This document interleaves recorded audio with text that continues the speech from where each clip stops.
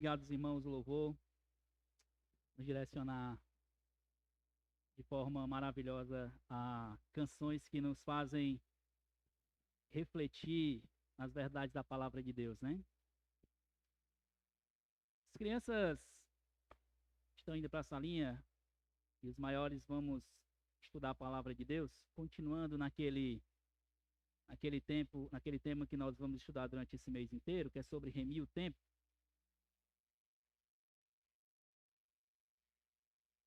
Hoje nós vamos estudar apenas um versículo, nós vamos ler ou ter por base um versículo menor, Provérbios 20, versículo 5. Série que estamos estudando sobre remir o tempo. Nós vamos estudar hoje controlando o tempo, onde está o grande problema, não é grande problemas, tá? É onde está o grande problema.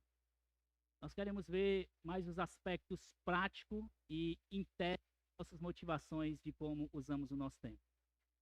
Na correria da vida, onde muitas vezes nos enchemos de coisas para fazer, em outras vezes nós não fazemos o que planejamos, ou quando fazemos uma coisa além do que deveríamos, fazemos de forma atropelada. Nós estamos lidando nesses dois extremos, né? Nós não conseguimos fazer o que devemos fazer, ou temos muita coisa para fazer e deixamos para a última hora para fazer e não fazemos bem. Hoje em dia nós vivemos esses dois extremos. Uma agenda cheia de muitas coisas que temos que viver em prol da nossa agenda, ou nós não fazemos o que devemos, sempre deixando para depois. É aquele que é o super ocupado, a cabeça a mil, o tempo inteiro fazendo alguma coisa, ou aqueles que têm muita coisa para fazer e vai sempre deixando para depois, é o que nós chamamos de procrastinação. A pergunta que cabe aqui, mais uma vez, será que o problema realmente é só a minha agenda? É só porque eu tenho muita coisa para fazer? Será que o problema realmente é só porque eu sou ocupado demais e aí por isso eu procrastino? Ou em cima disso eu vivo sendo preguiçoso? Onde está realmente o problema ou a raiz do problema? Provérbios 23, 4, 23, a palavra de Deus diz: de tudo que se deve guardar, guarde bem o seu coração, porque dele procedem as fontes da vida. Há um problema, ou muitos problemas que surgem de controlar ou de não ter controle sobre o meu tempo. Há um problema ou alguns problemas que surgem dessa realidade, quando eu não controlo o tempo ou quando eu descontrolo o meu tempo, quando eu vivo totalmente descontrolado. E esses problemas têm a sua origem em nosso coração. O nosso coração, que é mestre em fazer coisas boas, se tornarem ídolos. Como nós vimos até em uma da citação da semana passada, como João Calvino fala, o nosso coração é uma fábrica de ídolos. Nós somos mestres em fazer de coisas boas, inclusive o tempo, a agenda, um ídolo. O tempo, a falta de controle do tempo, ou não saber usar bem o nosso tempo, pode revelar muitos deuses que estão no nosso coração. Ou pode revelar que nós não temos Deus como no controle total do nosso coração. O texto diz assim, Provérbios 20 e o versículo 5. Os propósitos do coração humano são como águas profundas, mas quem é inteligente sabe como trazê-los à tona. Vamos orar mais uma vez. Senhor, eu peço a tua ajuda nessa manhã. Eu peço a intervenção do teu Espírito nas nossas vidas. Até mesmo, Senhor Deus, para compreendermos a tua palavra e ao sairmos daqui praticar as verdades daqui das Escrituras, nós precisamos da tua ajuda, Senhor. O Senhor prometeu ao enviar o Espírito que o Espírito Santo Consolador nos ensinaria o que precisamos aprender ou nos lembraria as verdades que precisávamos lembrar. Nessa manhã, Senhor Deus, não é diferente das outras vezes a qual precisamos mais uma vez da intervenção do Senhor no nosso coração, na nossa mente, com muitas coisas acontecendo, certamente alguns de nós preocupados com algumas coisas. Mas eu quero te pedir, Senhor Deus, que o Senhor nos ajude a refletir nessas verdades. E ao sairmos daqui, Senhor Deus, possamos ser praticantes da palavra do Senhor.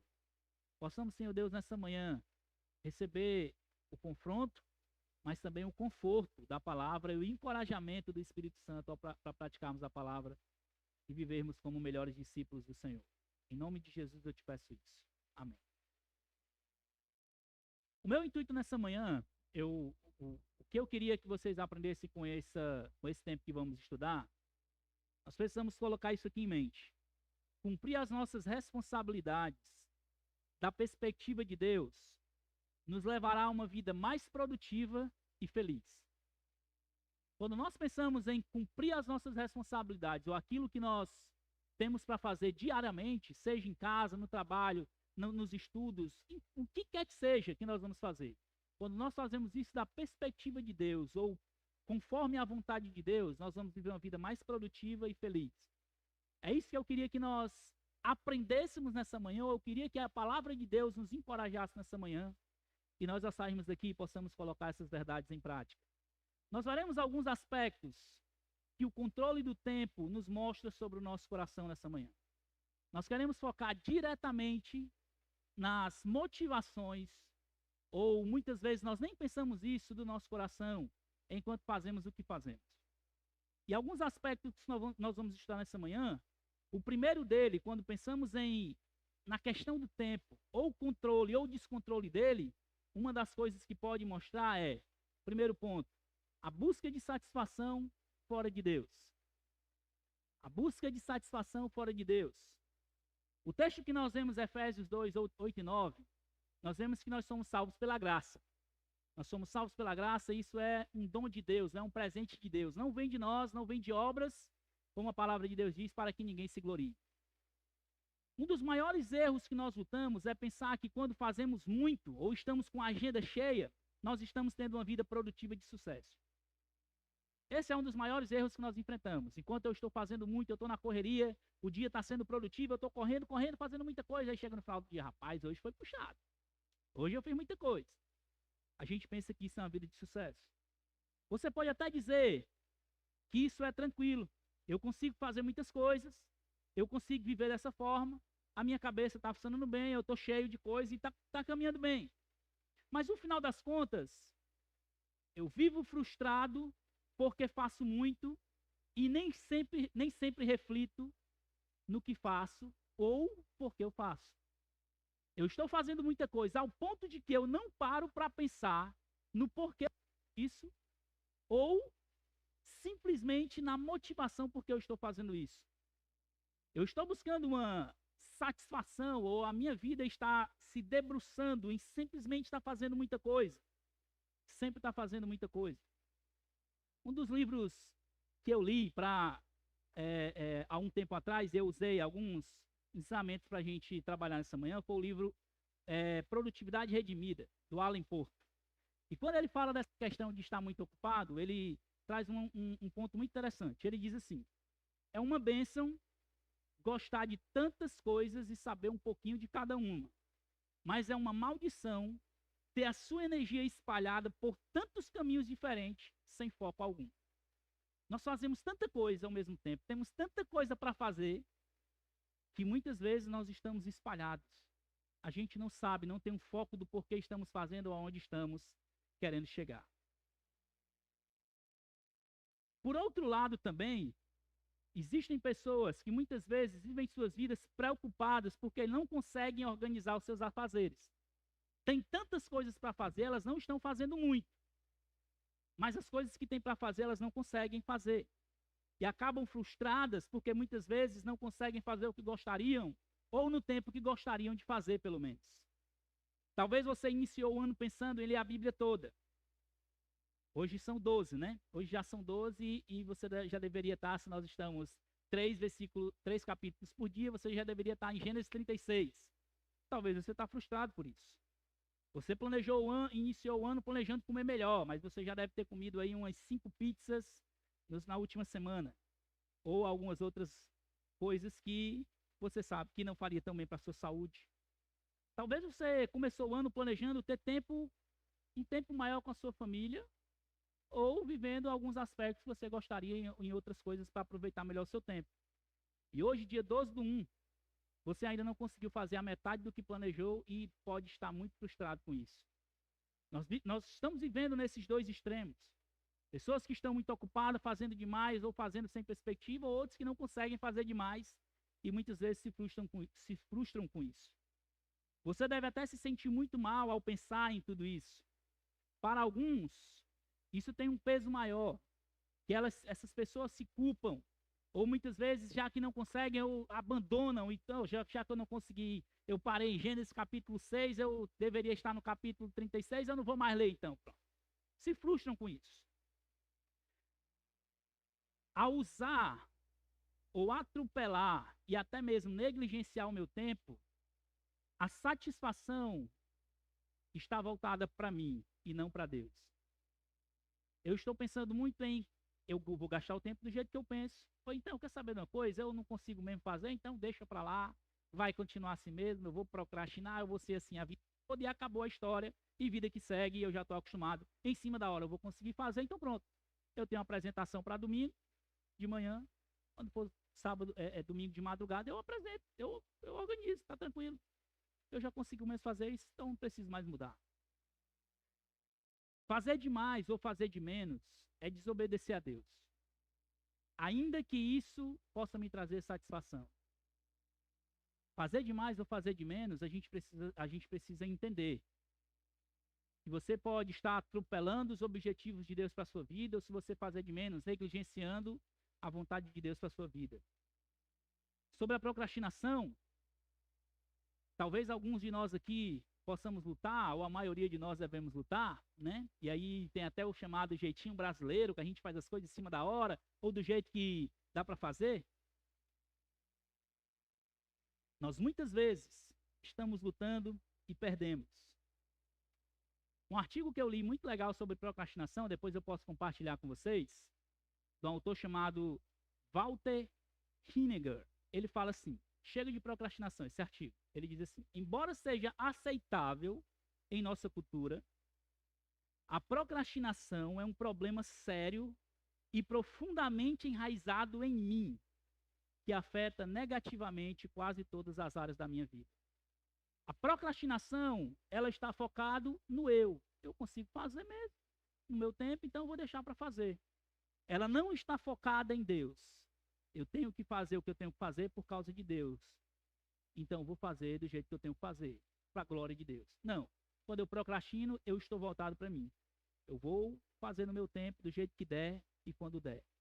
Nós precisamos batalhar nessa fuga de sobrecarga ou procrastinação, ou muitas vezes os dois. Muitas vezes você vai estar lutando ou agenda cheia, ou não fazendo nada, ou procrastinando, ou então os dois. Agenda cheia e você deixando sempre para depois e depois e depois.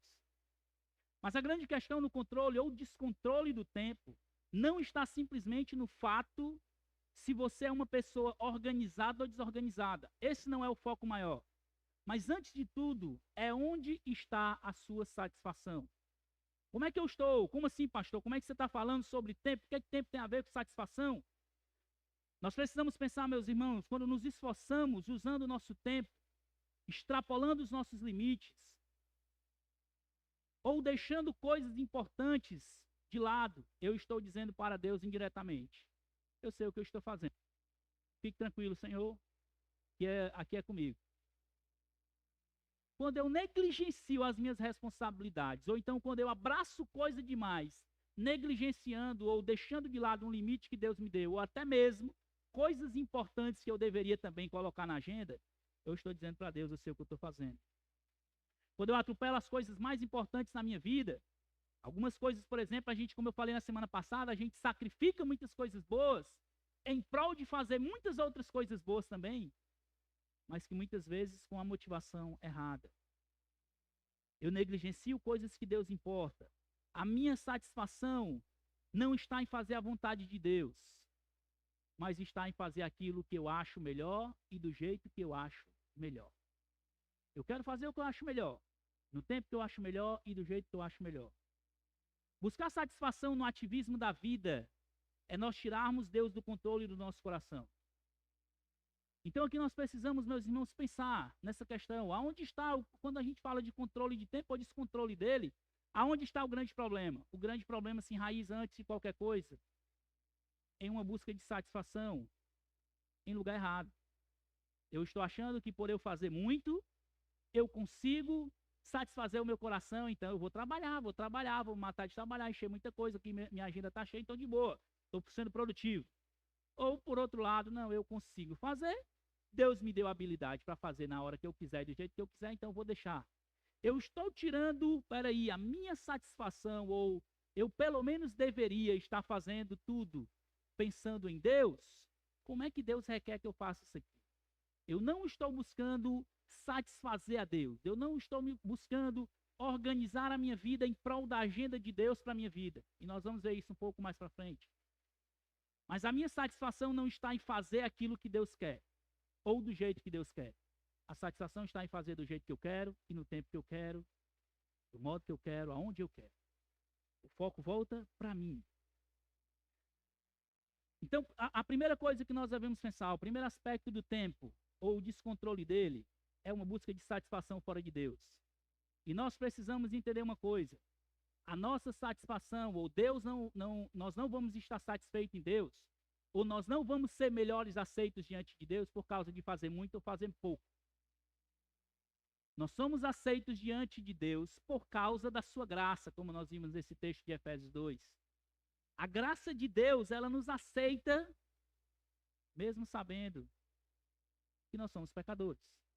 Mas isso não impede de eu compreender como é que a salvação, ou a salvação pela graça, me impulsiona ou me leva a agir de forma diferente, inclusive usando o meu tempo.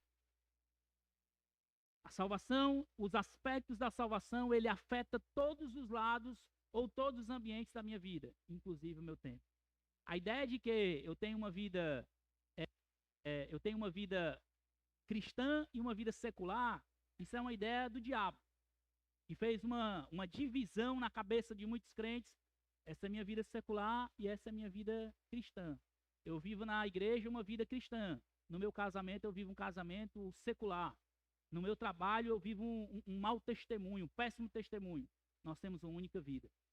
A partir do momento que a graça de Deus nos alcança, tudo que nos rodeia, tudo que nós vamos fazer, deve ser feito, visto, observado e vivido da perspectiva de Deus. A graça de Deus é suficiente para nós sermos aceitos diante dele. Mas a graça de Deus nos impulsiona a viver melhor para o Senhor, inclusive usando o nosso tempo. É o que Paulo vai dizer no versículo 10, quando ele diz assim: nós vamos viver em boas obras que ele preparou para nós. Por causa da salvação, nós somos impulsionados a viver as boas obras de Deus. Não é para a salvação. As boas obras não salvam ninguém. Até porque nós, sem o Espírito Santo, não fazemos boas obras, né? Mas por causa do Espírito Santo, nós podemos viver satisfeitos em Deus, inclusive no uso do nosso tempo. Aqui, então, está um segundo aspecto do controle do nosso tempo.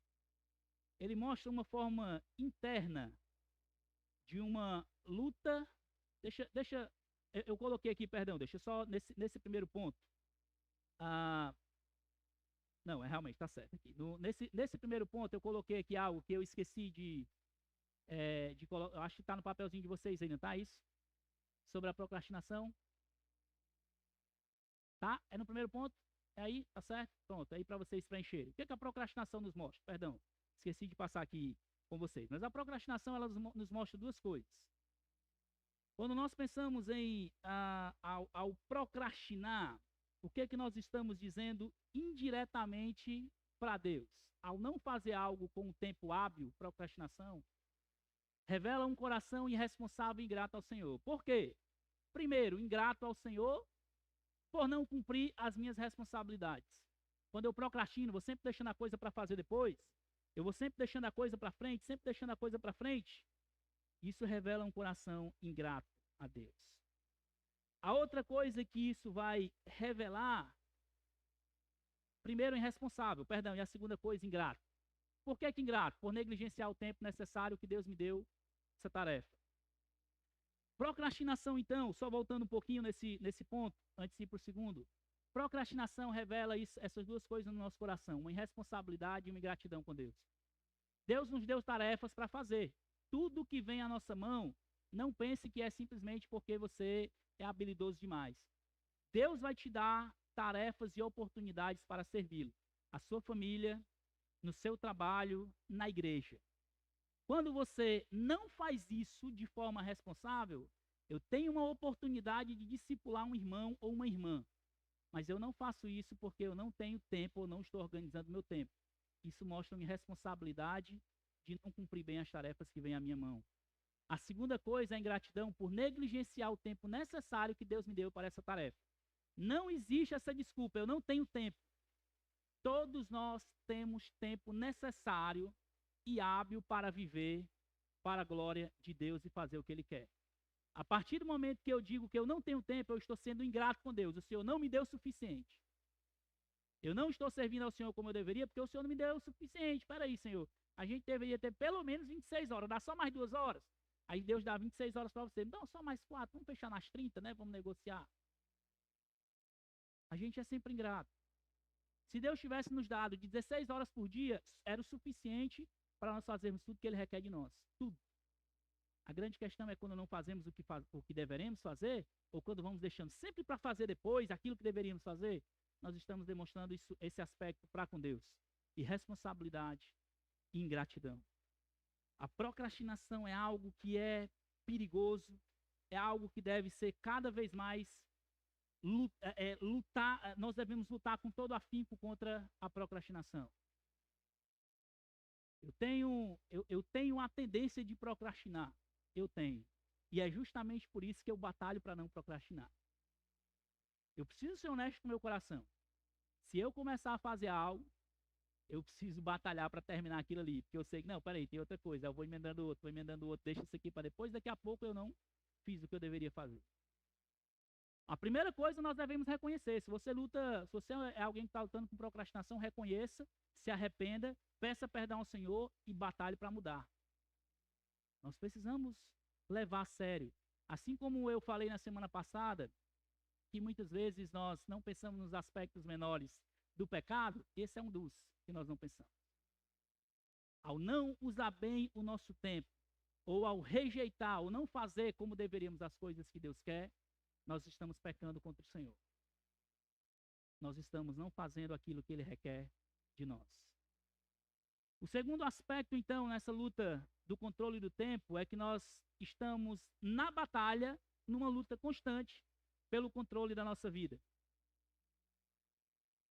Se você pensar de forma bem espiritual ou mais profunda, você vai entender que quando você quer controlar o seu tempo, ou você descontrola o seu tempo, você está dizendo para Deus que você tem o controle da sua vida. Se eu controlo a minha vida, deixa eu aqui, eu sei. E o tempo, então, ou como nós lidamos com o tempo, é uma luta, uma batalha constante pelo controle da nossa vida mesmo. E como é que nós pensamos sobre isso? Quando a gente vê Tiago capítulo 1, Tiago capítulo 4, versículo 1, de onde procedem as guerras e brigas que há entre vocês? De onde, senão dos prazeres que estão em conflito dentro de vocês?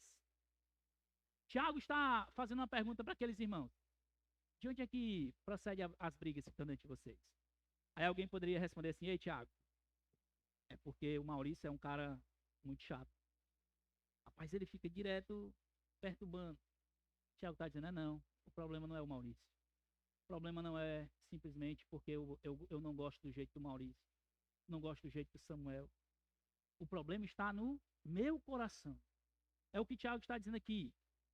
De onde, se não dos prazeres que estão em conflito dentro de vocês, do coração de vocês? Aqui nós podemos aplicar isso aqui em todos os aspectos das nossas vidas, meus irmãos. É muito fácil nós pegarmos os nossos problemas e jogar a culpa nos outros ou em alguma coisa. É muito fácil. Rapaz, eu não sirvo na igreja por causa do fulano de tal. Eu não quero estar nesse lugar por causa do ciclano ou do beltrano ou disso e daquilo outro. Não, o problema é o nosso coração.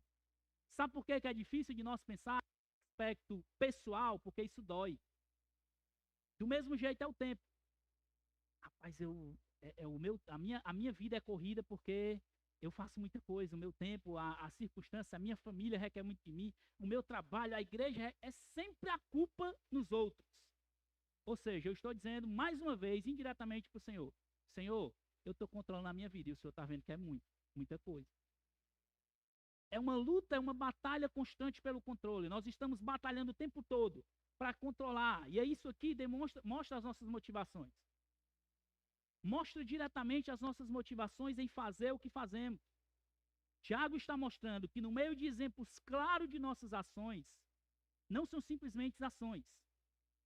Elas mostram ou elas têm motivações por trás delas. Em lidar com o tempo não é diferente. Aqui está uma verdade, meus irmãos. Nós estamos em uma luta constante.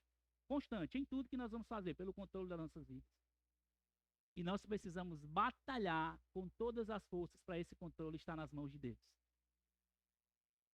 Porque o natural é que nós queremos controlar. Não, peraí, eu sei o que é melhor para mim, então eu vou fazer dessa forma. Eu vou seguir nesse caminho. Eu vou decidir assim, assado, daquele jeito. E Deus? Onde é que Deus está? O que que Deus quer? A pergunta é, nessa área da minha vida, nessa área específica da minha vida, o que que Deus requer de mim? Ou como que eu deveria seguir? Ou o que que eu deveria fazer? Quais são as coisas mais importantes para fazer? Ou o que eu deveria dizer não? Ou como eu deveria fazer? A gente não pergunta isso. Porque nós sempre estamos no controle, sempre estamos batalhando para tomar o controle das mãos de Deus. Jesus falou isso quando ensinou aos seus discípulos e aqueles fariseus que o rodeavam sobre a verdadeira sujeira da vida humana. Muitos deles pensavam assim, rapaz, olha aí os discípulos comendo sem lavar as mãos. Isso aí são um bando de pecadores. Como é que pode? A mão suja, eles estão comendo sem lavar as mãos. Aí Jesus chega perto deles e diz assim, deixa eu dizer um negócio para vocês. O que sai da boca vem do coração. Mateus 15, 18 ao 20. O que sai da boca vem do coração. E é isso que contamina a pessoa. Porque do coração procedem os maus pensamentos, homicídios, imoralidade sexual, prostituição, furtos, falsos testemunhos, blasfêmias. São estas coisas que contaminam a pessoa. Mas eu comer sem lavar as mãos não contamina ninguém. Jesus está trazendo uma realidade para o coração daqueles homens e dizendo assim, o problema maior do coração de vocês, o problema maior de tudo que vocês estão fazendo está no coração, enraizado no coração. E ao controlar o nosso tempo ou descontrolar o nosso tempo, isso é um problema interno também, meus irmãos. É por isso que nós lemos o trecho aqui de Provérbios 20, versículo 5. Os propósitos do coração humano são como águas profundas, mas quem é inteligente sabe como trazê-los à tona. É a ideia de nós buscarmos sabedoria e constantemente estarmos pensando, ei, peraí, o que está no meu coração? Qual é a minha motivação em aceitar essa tarefa, ou rejeitar essa, ou não fazer bem essa? O que o meu coração está dizendo para Deus? Ou o que eu estou dizendo indiretamente para o Senhor? Eu preciso pensar sobre esses aspectos. Eu preciso de sabedoria para compreender que o meu coração é o centro de controle da minha vida. E foi o texto que nós lemos no comecinho também, de Provérbios 4, 23. De tudo que se deve guardar, como o texto diz. De tudo que se deve guardar, cadê? Tá aí não, já foi lá no começo. De tudo que se deve guardar, guarde bem o seu coração. O texto enfatiza bem, guarde bem, guardar. É a ideia aqui, não é de somente você colocar ele numa caixinha. É a ideia de prender. A linguagem de guardar o coração aqui é colocar ele sobre grades. Por que você precisa colocar o seu coração sobre grades? Porque ele é enganoso. Jeremias já falou isso. Enganoso é o coração, desesperadamente corrupto. Se você não protege o seu coração, você vai ser levado pelos enganos dele.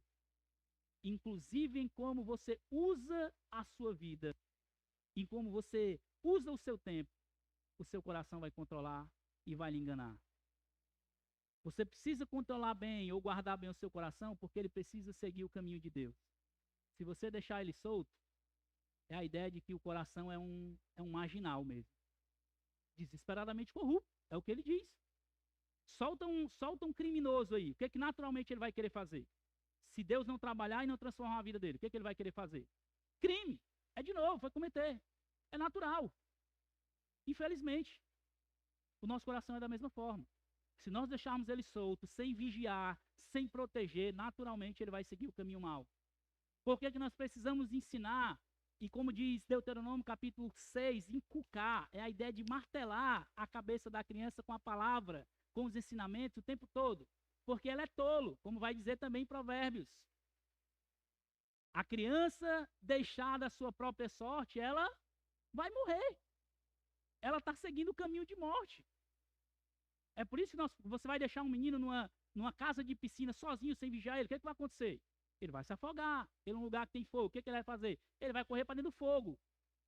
Porque o coração dele é tolo. É por isso que nós precisamos vigiar o coração, a cabeça e os nossos filhos o tempo todo. Da mesma forma o nosso coração. Mesmo que nós venhamos nos tornar adultos, nosso coração não deixa de ser corrupto. Até o dia que estivermos com Cristo. E Ele vai nos enganar. É o que Jesus está nos chamando a atenção aqui. Tudo que nós fazemos e o porquê fazemos, ele tem uma motivação interna. É o nosso coração. Mateus 15 está exatamente apontando para essa realidade. De que as nossas motivações, assim como o Tiago falou, elas têm uma fonte no nosso coração. Alan Porto, mais uma vez, comentando essa... Deixa eu voltar aqui, a citação dele aí para colocar para vocês. O ensino de Jesus é que aquilo que produzimos externamente tem origem interna. Tudo o que fazemos brota do centro da nossa existência. Aquilo que a Bíblia chama de coração. Esse é o ensino de Jesus aqui. Ele está mostrando que tudo que nós produzimos de forma externa, ele tem uma origem interna. Até mesmo o descontrole ou o controle excessivo do nosso tempo tem uma origem interna no nosso coração. Nós precisamos reconhecer o que fazemos e o que esperamos disso tem uma fonte única. É o nosso coração, meus irmãos. O que nós fazemos, o seu tempo, como você tem usado o seu tempo. Pense aí, você pode pensar, a agenda de vocês é diferente da minha, ou diferente, talvez se a gente pedisse para alguém fazer, todo mundo fazer uma agenda aqui, dificilmente alguém teria uma agenda igual. Mas pense nisso. Deus está também trabalhando nos aspectos da sua agenda. As motivações do porquê você faz muito, do porquê você faz muito, porquê você faz pouco. Nós precisamos pensar nisso. Como é que nós entendemos, então, as motivações do nosso coração? Uma pergunta que eu devo sempre fazer, em qualquer coisa que eu vou fazer. Por que eu faço o que eu faço? E aí você coloca, por que eu estou fazendo tal coisa? Por que eu estou fazendo isso aqui? E aí você pode colocar ali. Por que eu estou, sei lá, incluindo mais uma coisa na minha agenda? E aí nós temos uma resposta. Porque eu quero o que eu quero. Eu quero alguma coisa com isso. Quando eu não digo não para uma tarefa que eu deveria dizer não, qual é a motivação por trás disso? Quando eu digo sim, quando eu digo não para uma tarefa que eu deveria dizer sim, também tem outro aspecto. Qual é a motivação por trás de tudo isso? E aqui é muito fácil, a gente colocar a culpa nas dificuldades. Vamos pensar no aspecto de igreja.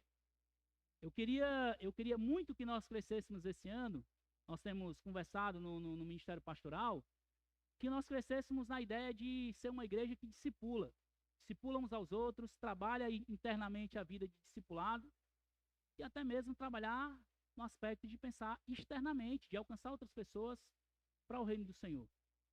Nós precisamos pensar de forma nesse aspecto bem prático.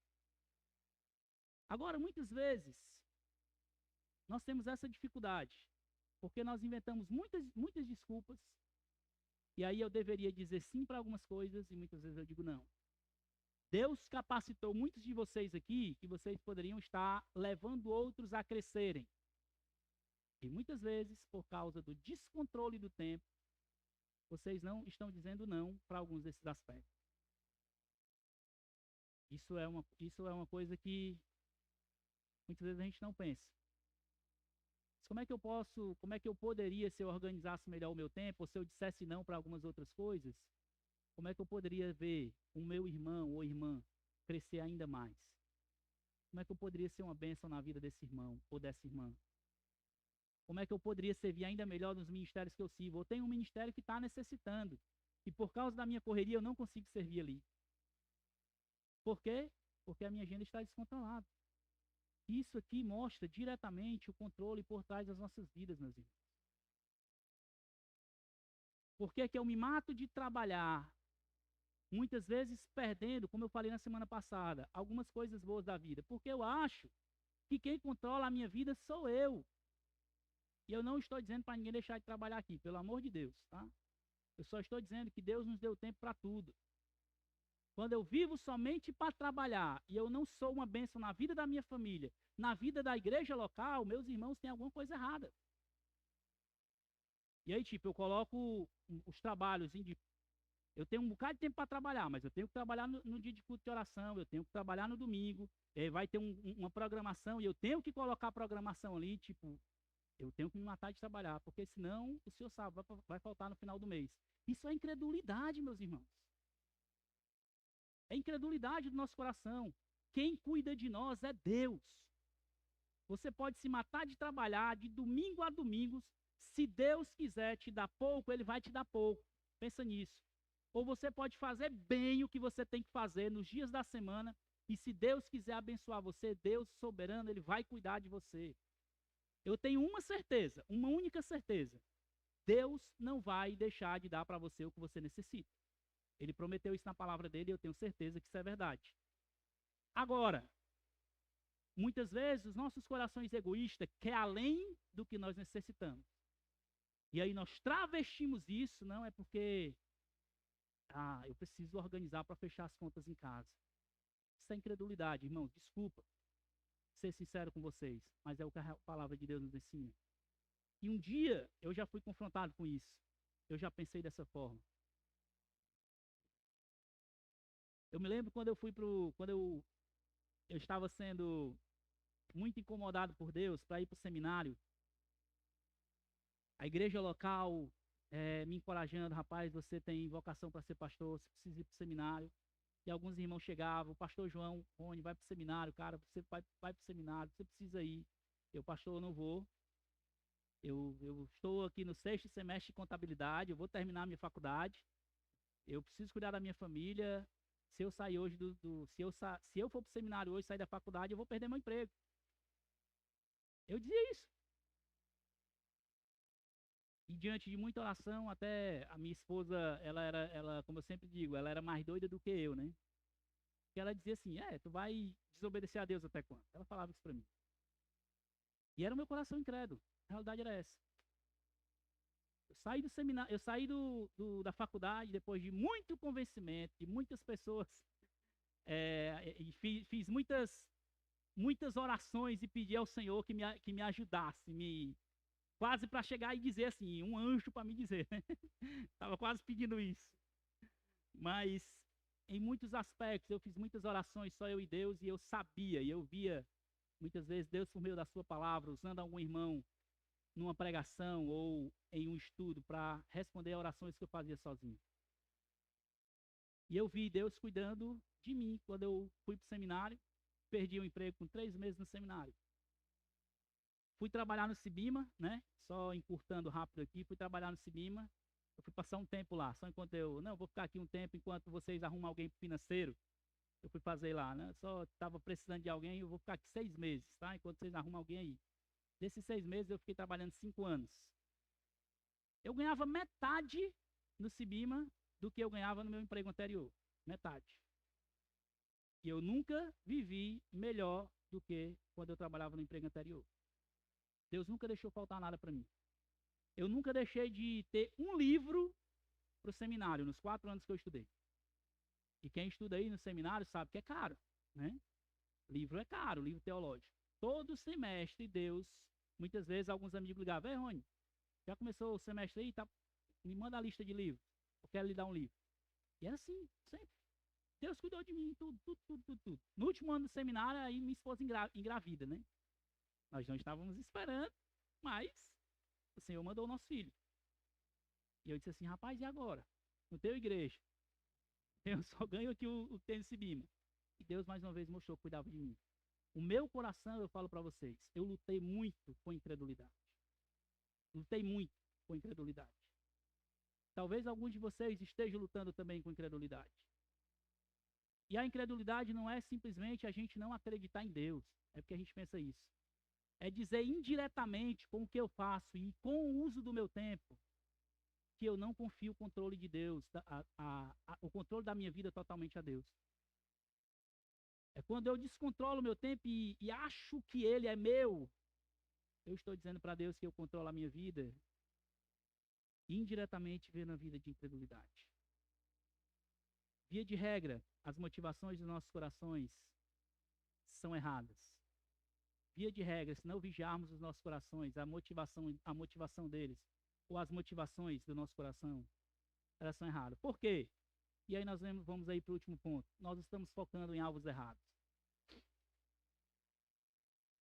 O texto de Lucas 10, 38 a 42, nós conhecemos aquele relato de Marta e Maria, ao vermos que Maria foca, quando Jesus chega em estar nos pés do mestre, Marta está ali atordoada o tempo todo, correndo, fazendo alguma coisa, o tempo inteiro ali, eu estou preocupado em fazer comida para Jesus, e peraí, até que chega o ponto de ela dizer assim, ô Senhor, peraí, eu estou aqui, na cozinha, fazendo comida para vocês o tempo inteiro, Maria está aí, pede para ela me ajudar pelo menos, né? A resposta de Jesus em Lucas 10 é interessante. Eu acho interessante esse texto. Jesus, no versículo 42, ele diz, no versículo 41, ele diz assim: o Senhor respondeu: Marta, Marta, você anda inquieta e se preocupa com muitas coisas, mas apenas uma é necessária. Maria escolheu a boa parte, e essa não lhe será tirada. Jesus não está repreendendo Marta porque ela está fazendo uma coisa boa. Jesus está repreendendo porque o alvo dela está errado. Ela poderia simplesmente estar fazendo ali e ouvindo o mestre falar e se alegrando porque ela, enquanto estava servindo, a sua irmã estava podendo ouvir a palavra de Deus direto do mestre. Mas na cabeça dela, não, peraí, eu estou aqui servindo sozinho o tempo todo, demais, e fazendo, por que ela não faz também? Alvo errado. Ela estava fazendo porque ela queria ali que, de alguma forma, Jesus e aqueles que estivessem ali olhassem e vissem, olha aí, Marta está fazendo muito. Marta está fazendo o que está fazendo.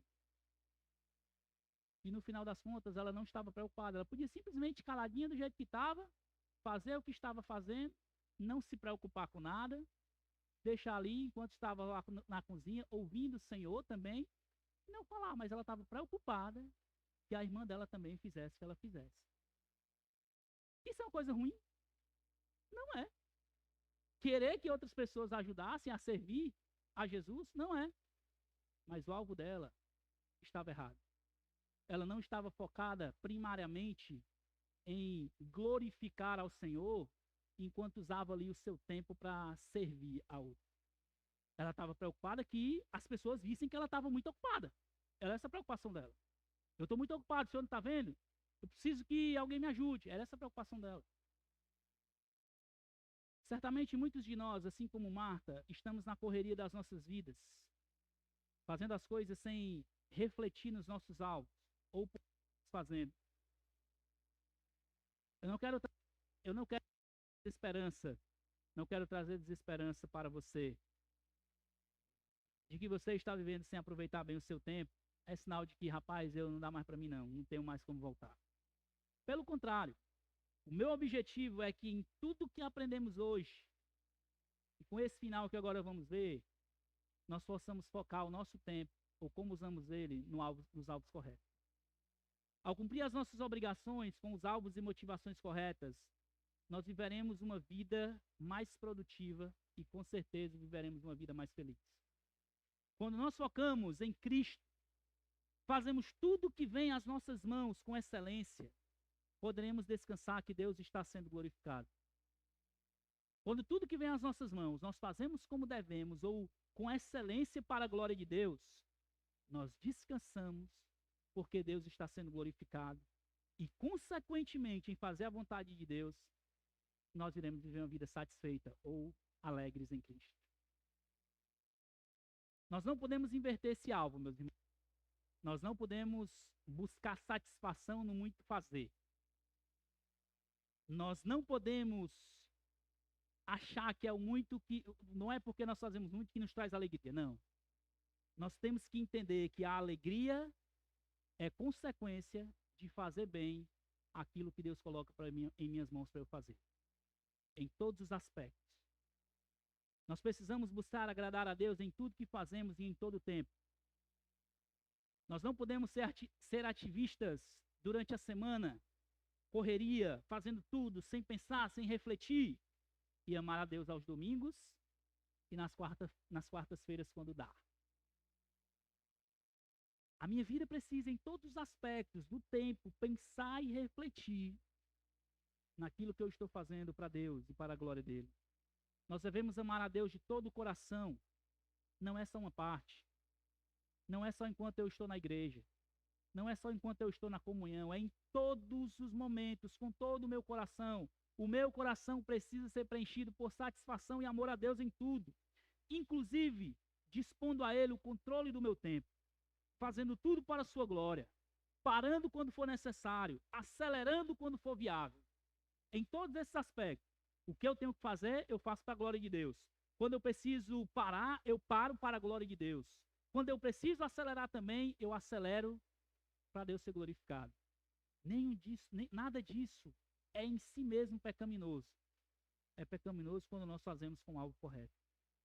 Nós precisamos aprender com Jesus. Ele veio com um objetivo, um único objetivo nesse mundo, e aproveitou muito bem o seu tempo. Já pensou isso? O quanto Jesus aproveitou o seu tempo?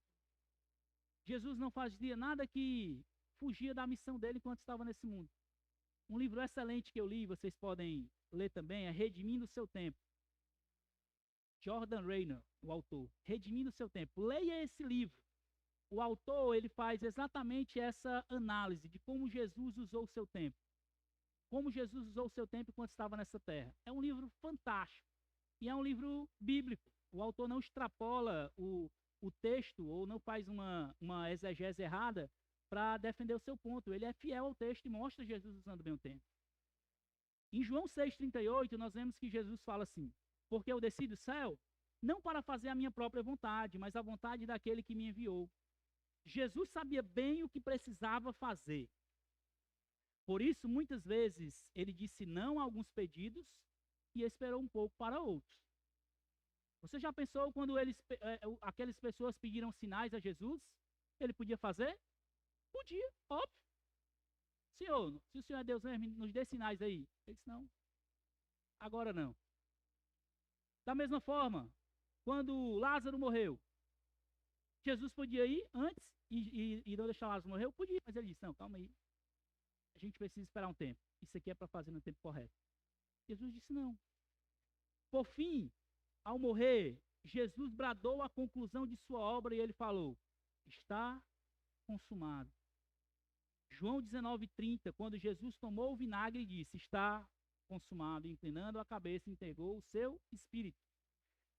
Certamente que se nós pensarmos no aspecto de fazer, ainda havia muitas coisas que Jesus poderia fazer nesse mundo. Mas ele focou em seguir o que precisava ser feito. E ao dizer está consumado, ele afirma que cumpriu exatamente aquilo que ele veio para fazer.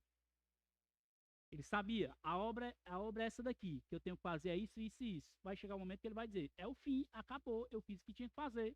Eu não vou nem aqui, nem além. Eu vou ficar aqui. E Jesus fez o que tinha que fazer, do jeito que tinha. Nós podemos aprender com o nosso Senhor e Salvador, deixando as coisas que são secundárias de lado e focando nas coisas que realmente importam. Compreendendo o que Deus requer de nós e quais os nossos limites, qualquer coisa que seja feita, que esteja focado nos desejos ou negligências minhas, fogem do foco da sua vida, que é glorificar a Deus. Então, voltando, quando eu compreendo quais são os meus limites e o que Deus requer de mim nesse mundo, qualquer coisa que eu faça, que eu não consiga glorificar a Deus ou fazer como deveria, eu estou fugindo do meu objetivo único, que é glorificar ao Senhor. Mais uma vez, citando aí o Tim Charles, quando fala sobre essa questão de administrar bem o tempo, ele diz assim: administrar os seus dons, talentos, tempo e energia e entusiasmo com eficácia, pelo bem das pessoas e da glória de Deus. Isso aqui é produtividade. Como é que eu vou ser uma pessoa produtiva? É quando eu penso nessa forma aqui. Administrar os seus dons e talentos, tempo, energia e entusiasmo, com eficácia pelo bem das pessoas e para a glória de Deus. Por outro lado, eu devo também pensar, a menos que eu esteja fazendo o que Deus me chamou para fazer, eu estaria procrastinando. Quando eu procrastino, estou, na verdade, me intrometendo em coisas ao redor. O que ele está querendo dizer com isso? Quando eu tenho uma coisa para fazer, você tem um trabalho para fazer, e você não deixa esse trabalho para fazer, e você vai fazer outra coisa, você está se intrometendo nas coisas que não é o seu objetivo, as coisas ao redor. E Jesus deu exemplo de como não fazer isso. Nós precisamos chegar ao outro lado do mar, nós vamos lá. Nós precisamos chegar a tal canto, nós vamos lá. É necessário passar por Samaria, nós vamos passar por Samaria. Jesus aproveitava bem o seu tempo, ele não se prendia a coisas ao seu redor, ainda que fosse importante. E quando nós não fazemos para a glória de Deus, nós estamos gastando tempo com coisas ao redor e deixando o alvo que é glorificar ao Senhor. Em conclusão, meus irmãos, faça tudo o que você precisa fazer. Faça tudo o que você precisa fazer. Não estou dizendo para você cortar a sua agenda, não. Isso aí vai ser uma coisa muito pessoal sua. Mas não negligencie o que Deus prioriza. Não deixe de fora da equação o Senhor. Ele deve estar envolvido do começo ao fim em tudo que você faz. Tudo. Faça o que você tem que fazer. Gaste a sua vida realmente com o seu trabalho, com a sua família, com a sua igreja. Isso não é pecaminoso, contanto que Deus esteja na equação do começo, meio e fim de tudo que você vai fazer. Deus precisa ser glorificado nos seus afazeres em tudo. Isso vai te ajudar muito, porque você vai pensar, peraí, meu irmão, tem algo para fazer aqui. Eu preciso realmente fazer isso agora? Dá para fazer isso agora? Eu vou fazer? Beleza, como é que eu vou fazer então? Vou fazer com excelência. Deus vai ser glorificado, eu vou fazer isso aqui. Nós precisamos pensar nisso. Tudo que fazemos, como usamos o nosso tempo, ou como deixamos de usá-lo, demonstra muito quem está no controle da nossa vida. Algumas aplicações. Primeira coisa, eu queria encorajar vocês. Confie no controle de Deus sobre a sua vida. Ao planejar a sua vida, ao pensar em acrescentar algo à sua vida, reflita. Reflita quem está no controle da sua vida. Você pode se perguntar, por que eu estou fazendo isso? Outra pergunta é, eu consigo fazer bem isso? E a outra coisa, eu preciso fazer isso? Quando eu entendo que Deus está no controle da minha vida, eu preciso entender que tudo que eu vou fazer, eu preciso pensar da perspectiva dele.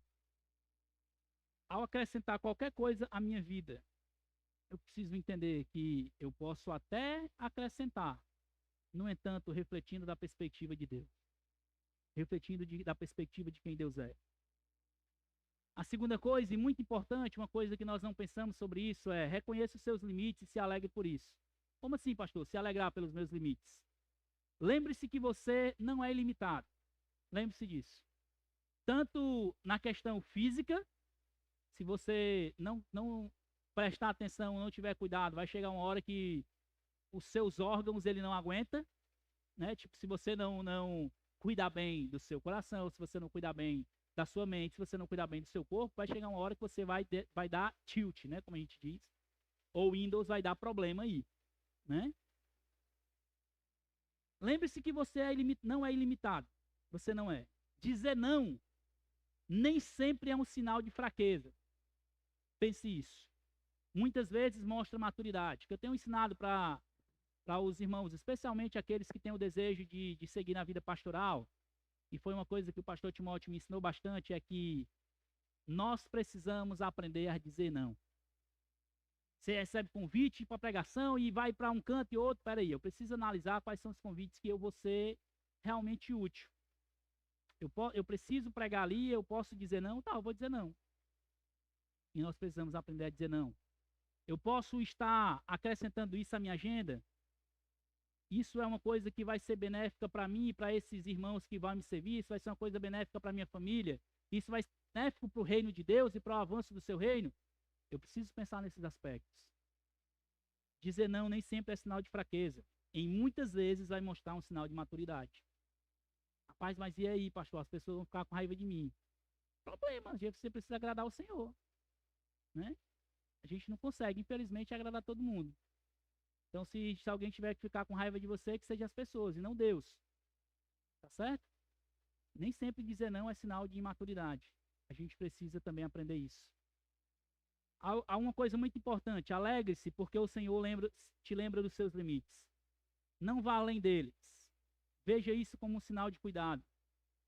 Nós não devemos nos orgulhar de quando vivemos uma vida de ativismo muito grande, que não tiramos um momento para descansar. Deus, ele nos deu exemplo na criação. Ele descansou, ou pelo menos ele terminou a obra e ele admirou a sua obra. No decorrer ali do desenrolar da revelação, nós vamos ver que ao dar os 10 mandamentos, ele manda guardar. E é literalmente guardar esse dia de descansar mesmo. O povo parava sem fazer nada.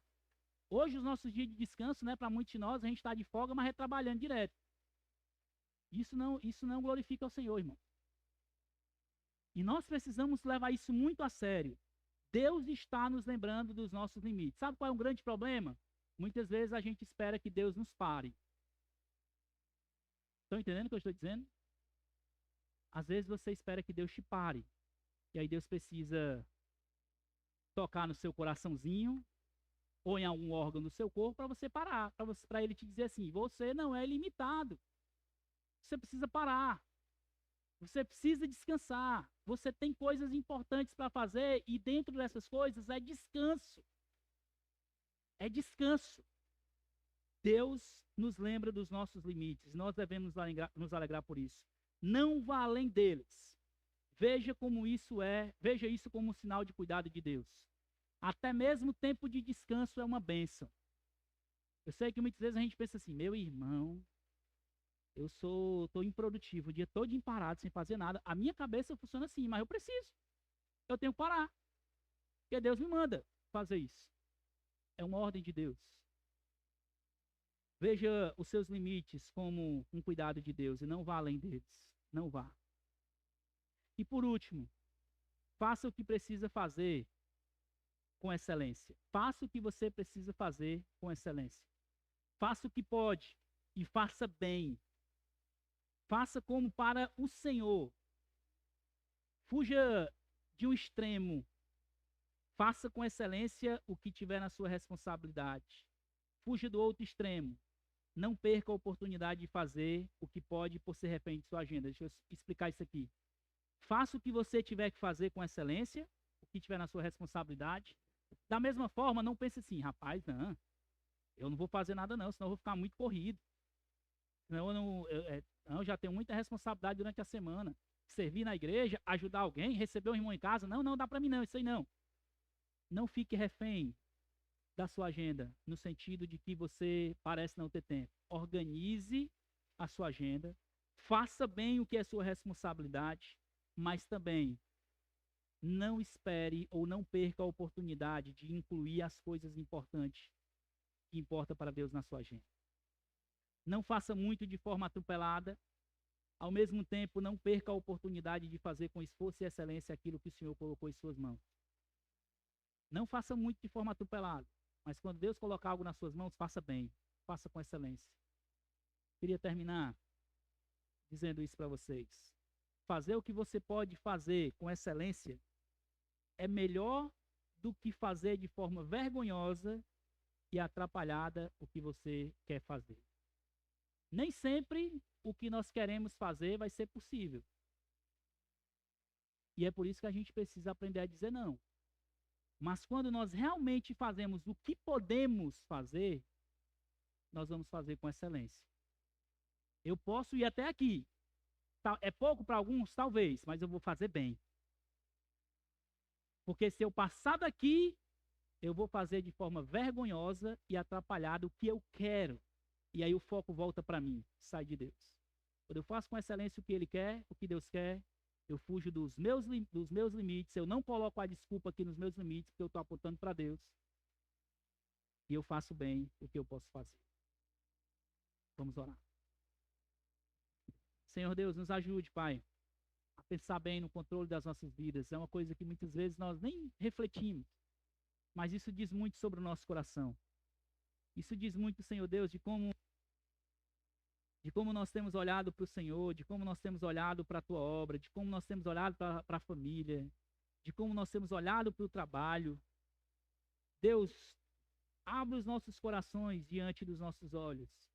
Nos faça, Senhor Deus, ver o que está tomando controle e que possamos nos voltar para Ti, que é o nosso Senhor, que cuida de nós, que nos faz, Senhor Deus, aproveitar bem o tempo e nos dá limites até onde podemos ir. Que possamos fazer tudo que tem nas nossas mãos com excelência para a Tua glória. Que possamos, ó Deus, quando as oportunidades surgirem, refletir se isso vai glorificar ou não o Senhor, abraçarmos com força e fazer com excelência, ou dizermos não e também glorificar o nome do Senhor ao reconhecer os nossos limites. Guarde os nossos corações, Senhor Deus, de pecar contra Ti e a usar mal o nosso tempo. Em nome de Jesus. Amém.